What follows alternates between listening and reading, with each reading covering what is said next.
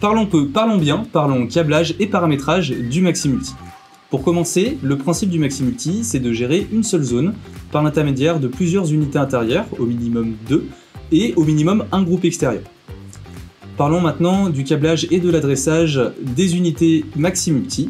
Il faut savoir que ça fonctionne avec une seule télécommande et au moins 2 unités intérieures et un groupe extérieur. Le branchement est différent entre l'unité maître et les unités esclaves.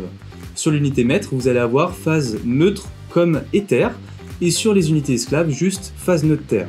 Pourquoi? Parce que la com ne va pas se faire par le câble d'interconnexion, mais va se faire par le bus de la télécommande juste au-dessus. Ensuite, il va falloir donner un nom à chacune de ces unités intérieures en mettant des adressages au niveau des switches. Pour commencer, sur le premier, on va mettre tous les switches sur off, sur la deuxième, switch 1 sur on, et ainsi de suite pour donner des noms différents. Ensuite, il faut savoir que le Maximulti ne fonctionne qu'avec une télécommande 3 fils. Les télécommandes 2 fils ne fonctionneront pas. Par contre, si vous n'avez pas de télécommande filaire, ça fonctionne très bien avec une télécommande infrarouge.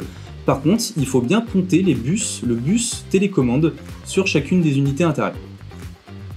Quelques règles à respecter. Il vous faut du coup une unité intérieure maître par groupe extérieur. Ensuite, on continue de ponter le bus télécommande, même si on passe d'un groupe extérieur à un autre groupe extérieur. Donc si vous avez 6 unités intérieures, les 6 unités intérieures seront pontées via le bus de la télécommande. C'est exactement la même chose avec les switches à régler sur chacune des unités intérieures. Pour leur donner un nom, on ne revient pas sur l'adresse physique 0, sinon ça va poser problème dans la reconnaissance au niveau de la télécommande. Et on peut aller jusqu'à 16 unités intérieures au total.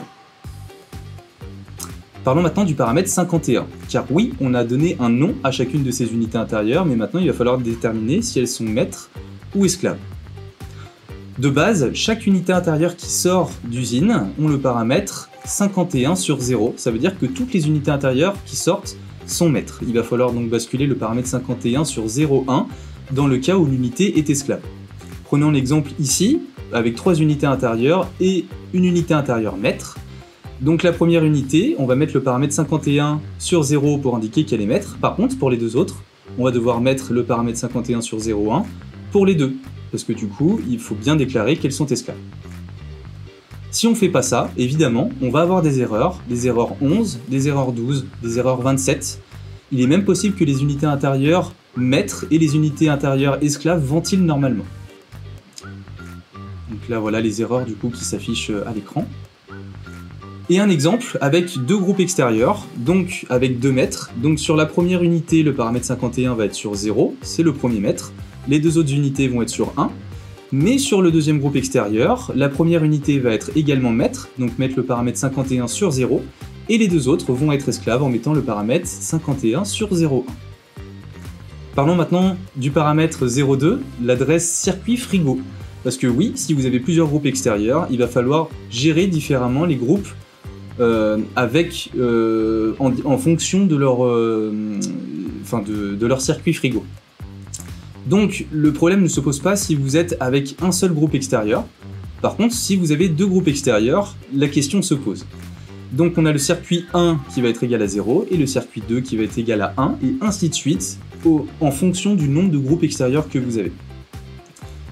Quelques règles à respecter, les unités intérieures en sortie d'usine ont leur adresse frigorifique sur 0, ça veut dire qu'il va falloir régler les autres unités intérieures pour les basculer sur 1, si elles ont une adresse sur 1, sur 2 ou sur 3 en fonction du nombre de circuits frigo que vous avez sur votre installation. Et il va falloir dire à chacune des unités du circuit 2 que son adresse frigorifique a changé. Effectivement, c'est ce que je vous disais, donc l'adresse circuit frigo va être basculée sur 0,1 sur le deuxième groupe. Donc un exemple avec ces 6 unités et ces 2 groupes extérieurs. Donc le numéro de réglage va être sur 0 sur l'ensemble des unités intérieures du premier groupe et sur 1 sur le deuxième groupe. Si on avait eu un troisième groupe, ça aurait été 2 et ainsi de suite.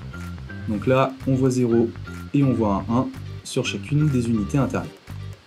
Si on ne fait pas ça, évidemment, on va avoir des erreurs, les unités vont fonctionner normalement. Le problème se pose que en cas de défaut. Si une unité se met en défaut, alors toute l'installation sera à l'arrêt. et quand les unités ont le paramètre 0,2, celui concerné cessera de fonctionner.